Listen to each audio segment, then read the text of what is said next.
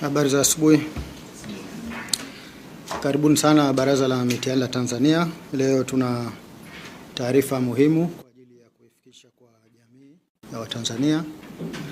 Na taarifa hiyo inahusu matokeo ya upimaji wa kitaifa wa darasa la 4 ambao ulifanyika tarehe 22 na tarehe 23 Oktoba mwaka 2025. Lakini na upimaji wa kitaifa wa kidato cha pili ambao ulifanyika tarehe 10 mpaka tarehe 19 Novemba mwaka 2025. Sasa baraza limeidhinisha rasmi kutolewa kwa matokeo hayo. Kuhusu usajili na mahudhurio, jumla ya wanafunzi 1,583,686 walisajiliwa kufanya upimaji wa kitaifa darasa la 4, wakiwemo wasichana 818,673 sawa na 52%, na wavulana 765,013 sawa na 48%. Mahudhurio katika upimaji wa darasa la 4 yalikuwa 94% sawa na wanafunzi 1,490,377 katika shule za msingi 20,508.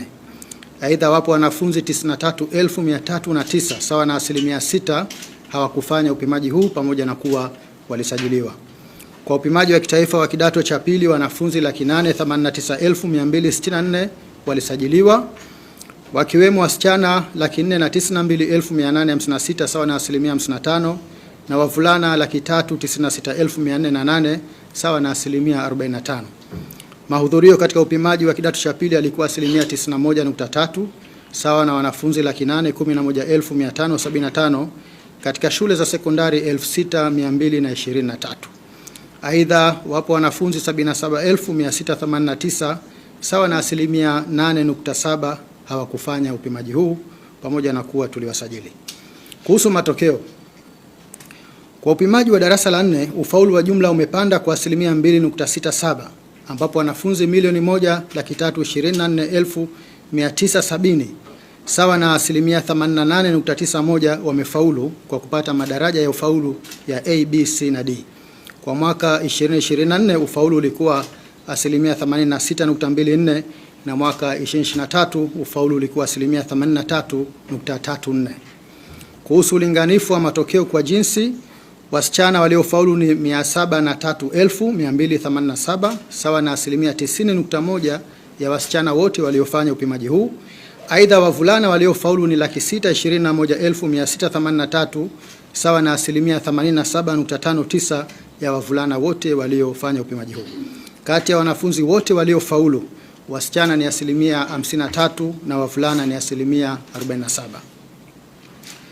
Kuhusu ufaulu kishule, kati ya shule 20,508 zenye matokeo, jumla ya shule 20,364 sawa na 99.3 zimepata wastani wa madaraja ya ufaulu ya A mpaka D.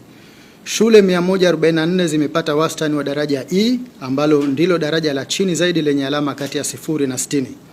Idadi ya shule zilizopata wastani wa daraja E zimepungua kutoka 197 mwaka 2024 na 325 mwaka 2023. Kuhusu ufaulu kimasomo, kwa upimaji wa mwaka 2025 ulizingatia mtaala ulioboreshwa ukihusisha masomo 9, masomo 5 ya lugha, yani Kiswahili, English language, French language, Arabic language na Chinese language, masomo 2 ya sanaa, jiografia na mazingira, sanaa na michezo, pamoja na historia ya Tanzania na maadili, na masomo 2 ya science na hisabati. Kwa ujumla ufaulu katika masomo yote ni mzuri. Kwa masomo ya lugha, ufaulu wa somo la Kiswahili ni 92.1 ukipanda kutoka 84.52 mwaka 2024. Ufaulu wa somo la English language ni 72.71 ukipanda kutoka 68.86 mwaka 2024. Kwa upande wa masomo ya lugha chaguzi, jumla ya wanafunzi 6,833 walifanya upimaji huu kwa mara ya kwanza, ambapo kwa somo la French language wamefaulu kwa 95.73, lugha ya Kiarabu kwa 80.45 na somo la Chinese language kwa 93.16. Kwa masomo ya science, takwimu zinaonyesha kuwa ufaulu wa somo la science ni 87.93 na somo la hisabati ni 81.44. Somo la hisabati limeendelea kuimarika kwa ngazi ya darasa la 4, kwani wanafunzi waliopata daraja E wamepungua kwa 10% na waliofaulu kwa daraja A wameongezeka kwa 10% ikilinganishwa na ufaulu wa mwaka 2024 ambao ulikuwa 71.4 na mwaka 23 ambao ulikuwa 54%. Kwa masomo ya sayansi ya jamii, ufaulu wa somo la jiografia na mazingira, sanaa na michezo ni 83.22 na somo la historia Tanzania na maadili ni 82.99.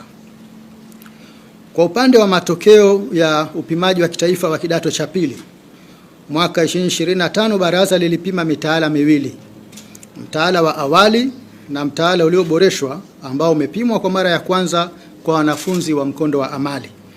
Ufaulu wa jumla kwa watahiniwa wa shule ni 86.93 sawa na wanafunzi 705,091 ambapo kati yao wavulana ni 312,492 sawa na 88.28 ya wavulana waliofanya upimaji na wasichana ni 392,599 sawa na 85.89 ya wasichana waliofanya upimaji huo.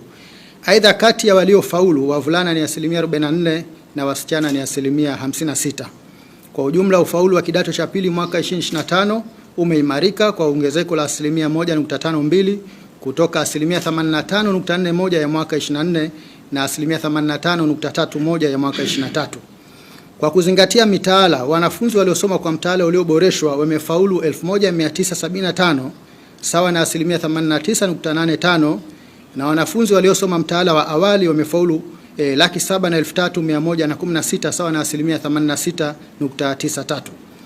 Kwa kuzingatia ubora wa ufaulu, jumla ya watahiniwa 240,469 sawa na 29.64 waipata madaraja ya la kwanza mpaka la 3. Mwaka 24 waliopata madaraja hayo walikuwa 239,707 sawa na 30.08. Na mwaka 23 walikuwa 192,633 sawa na 27.73. Idadi ya wanafunzi waliopata division 1 mwaka 25 ni 78,309 sawa na 9.65. Waliopata division 1 mwaka 24 walikuwa 77,772 sawa na 9.76 na mwaka 23 walikuwa 58,180 sawa na 8.37. Kuhusu ufaulu kishule, jumla ya shule 6,198 sawa na 99.6 ya shule zote 6,223 zenye matokeo zimepata wastani wa daraja A mpaka D. Idadi ya shule zilizofaulu kwa daraja A zimeongezeka na kufikia 177 mwaka 25 kutoka 155 mwaka 24 na 96 mwaka 23. Kwa upande wa shule zilizopata daraja F ni 25 mwaka 2025 na mwaka 24 zilikuwa 27 na mwaka 23 zilikuwa 30. Kuhusu ufaulu kimasomo, kwa masomo ya sayansi jamii, ufaulu wa masomo ya history na geography ni wa wastani ambapo history ni 56.29 na geography ni 57.52. Ufaulu wa somo la civics ni 35.1 ikiwa ni ongezeko la 2% kutoka 33.24 asilimia ya mwaka 2024. Kwa masomo ya lugha, ufaulu wa somo la Kiswahili ni 94.31 asilimia, English language ni 73.16. Mwaka 2024 ufaulu wa English language ulikuwa 74.58 na mwaka 23 68.27 na mwaka 22 ulikuwa 60. Hivyo takwimu hizi zinaashiria kuwa somo la English language linaendelea kuimarika, kwani kwa kipindi cha miaka mitatu ufaulu wake umepanda kwa 13.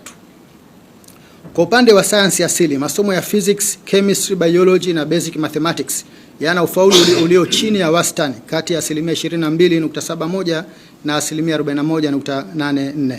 Somo la basic mathematics limeendelea kuimarika kwa kupanda kwa 4.03 na kufikia 22.87 ya mwaka 25 kutoka 18.85 ya mwaka 2024.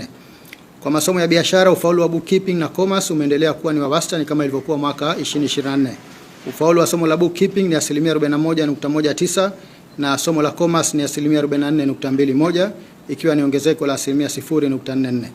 Kuhusu hali ya ufaulu kwa wanafunzi wa mkondo wa amali ambao ulipimwa kwa mara ya kwanza mwaka 25, katika jumla ya shule za amali 48 zilizojisajili katika fani kuu 10 kati ya 15 zilizoainishwa katika mtaala ulioboreshwa.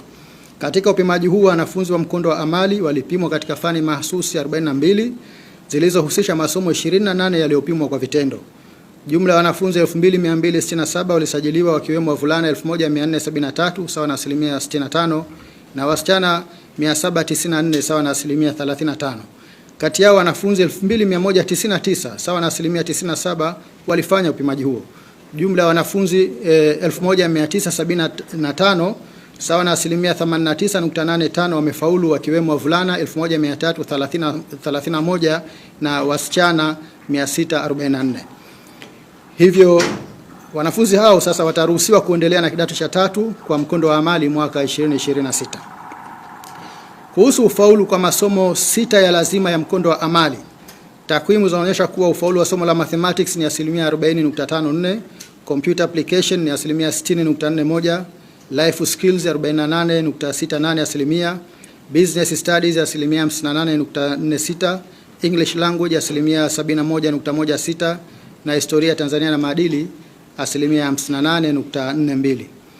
Ufaulu kwa upande wa fani mbalimbali za ufundi na ufundi stadi, takwimu zinaonyesha kuwa kwa fani za uhandisi uhandisi ujenzi ufaulu ni 100%, uhandisi umeme ufaulu ni kati ya 98% na 100%, uhandisi mitambo ni 100%, tehama 89% hadi 100%, uhandisi magari ni 95% mpaka 100%. Kwa fani ya kilimo na chakula ufaulu ni kati ya 96% mpaka 100%, ukarimu na utalii ni 98% mpaka 100%, mavazi na ushonaji ni 15% mpaka 100%. Katika fani hii ya mavazi na ushonaji lipo somo la leather goods and footwear, halikufanyika vizuri kwani ufaulu wake ni 15%. Ufaulu kwa fani ya michezo ni 100% na kwa fani za sanaa za ubunifu ni 95% mpaka 100%. Ndugu waandishi wa habari, kama mnavyofahamu, mwaka 2024 baraza lilisitisha kuendesha mtihani wa maarifa maarufu kama QT ambao ulikuwa ukiwezesha watahiniwa kujitegemea kupata sifa ya kufanya mtihani wa kidato cha 4. Sasa badala yake baraza linaendesha mtihani wa kitaifa wa kidato cha pili ambao watahiniwa kujitegemea kupitia upimaji huo wanapata sifa ya kufanya mtihani wa kidato cha 4. Kwa mwaka 2025 watahiniwa kujitegemea 9454 walisajiliwa, kati yao 7437 sawa na 78.67 walihudhuria upimaji huo. Takwimu zinaonyesha kuwa watahiniwa 5027 sawa na 67.69 ya waliofanya upimaji wamefaulu na hivyo kuwa na sifa ya kufanya mtihani wa kidato cha 4. Mwaka 2024 watahiniwa 4205 sawa na 56% walifaulu, hivyo kuna ongezeko la 12% ya ufaulu kwa watahiniwa wa kujitegemea. Katika upimaji wa mwaka 2025 wapo watahiniwa waliokiuka taratibu za mitihani. Hivyo baraza limefuta matokeo yote ya wanafunzi 41 waliofanya udanganyifu na 8 walioandika matusi kwenye karatasi zao za majibu katika upimaji wa kitaifa darasa la 4. Aidha, baraza limefuta matokeo yote ya wanafunzi 29 waliofanya udanganyifu na 11 walioandika matusi katika upimaji wa kidato cha pili. Matokeo hayo yamefutwa kwa mujibu wa kifungu cha 5 kifungu kidogo cha pili J cha sheria baraza la mitihani sura namba 107 kikisomwa pamoja na kifungu cha 30 kifungu kidogo cha pili B cha kanuni za mitihani za mwaka 2016. Baraza la mitihani linapenda kuchukua fursa hii kuzipongeza kamati za mitihani, wakuu wa shule, wasimamizi, wasahishaji na wadau wote wa elimu kwa kazi kubwa na nzuri walioifanya kuwa utulivu na kuendesha upimaji huu. Aidha, baraza linawapongeza wanafunzi wote waliofanya upimaji huu kwa kuzingatia kanuni za mitihani wakati wote. Matokeo ya upimaji huu yanapatikana katika tovuti ya baraza www.necta.go.tz. Asanteni sana.